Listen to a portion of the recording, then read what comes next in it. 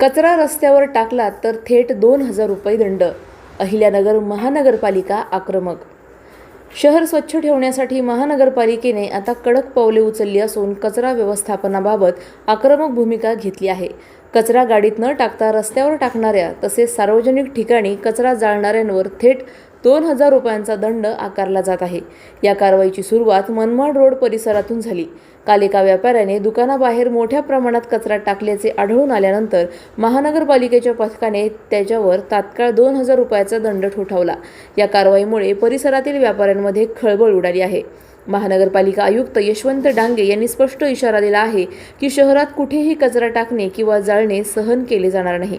नियमाचे उल्लंघन करणाऱ्यांवर कठोर कारवाई केली जाईल असे त्यांनी सांगितले. महानगरपालिकेच्या या निर्णयामुळे आता नागरिकांनी कचरा नियोजित गाडीतच टाकणे आवश्यक झाले आहे, अन्यथा दंडात्मक कारवाईला सामोरे जावे लागणार आहे.